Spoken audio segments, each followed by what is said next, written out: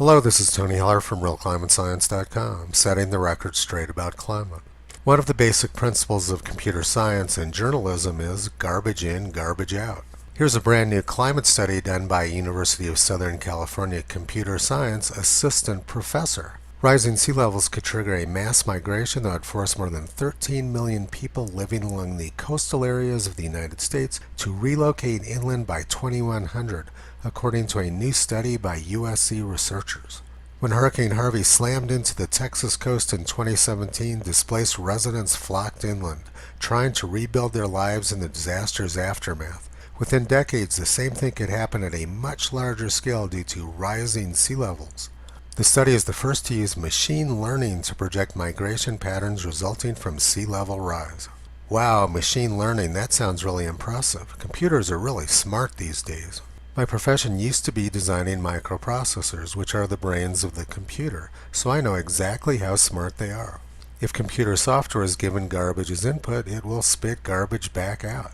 It just does it really fast. A computer is no smarter than the person who's programming it and the person who's providing the data. This prediction that the coasts are going to flood by the year 2100 is actually quite a reprieve. In 1989, it was predicted that they were going to flood by the year 2000. June 30th, 1989, grim forecast. A senior environmental official at the United Nations says entire nations could be wiped off the face of the earth by rising sea levels if global warming is not reversed by the year 2000. Coastal flooding and crop failures would create an exodus of eco-refugees. So the current prediction of 2100 has actually granted Earth a century-long reprieve. Also in 1989, experts said that sea levels would rise between 1 and 4 meters by the year 2030. In 1988, they said that the Maldives would drown by the year 2018. The world's leading climate expert, NASA's James Hansen, predicted that Lower Manhattan would be underwater between the years 2008 and 2018. In 1952, experts said that the polar ice caps were melting at an astonishing and unexplained rate and were threatening to swamp seaports by raising the ocean levels. In 1934, experts predicted that melting icebergs would engulf the world and New York City was going to drown. Almost every day there's stories in the press that Florida is drowning because of sea level rise. The top picture shows what the beach at Fort Lauderdale, Florida looked like in 1960 when they filmed the movie Where the Boys Are.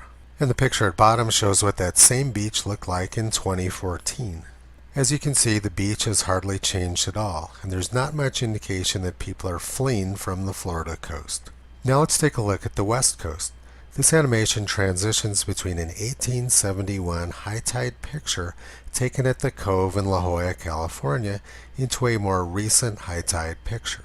As you can see, there's been hardly any change in sea level since the year 1871. One of my best friend's grandfathers had the opportunity to purchase a lot of the land around the Cove a long time ago for several tens of thousands of dollars. They didn't do it, and now that property is some of the most valuable in California. The reality is that Americans have been flocking to the coast, not away from them. According to the National Ocean Service, from 1970 to 2010, the population of coastal counties increased by almost 40% and are projected to increase an additional 10 million people, or 8%, by the year 2020. Coastal areas are substantially more crowded than the U.S. as a whole, and population density in coastal areas will continue to increase in the future. In fact, the population density of coastal shoreline counties is over 6 times greater than the corresponding inland counties. America's most famous climate alarmist, Barack Obama, just purchased a $15 million summer home on the beach in Massachusetts. None of the rich climate alarmists live like they actually believe anything that they say. And you can pick up this home on the beach in Florida for the bargain price of $159 million. The reality is that there's been very little change in sea level. This is the NOAA tide gauge for Alameda, California, located in the San Francisco Bay. It shows only a tiny change in sea level since the year 1940.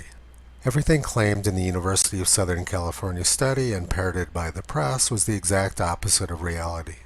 And when coastal cities do get destroyed, like Galveston was in the year 1900 and Miami was in the year 1926, people simply rebuild the cities and make them better than they were before. The press is happy to parrot climate junk science from a computer science assistant professor or a 16-year-old girl who doesn't attend school, as long as they say what the press wants to hear.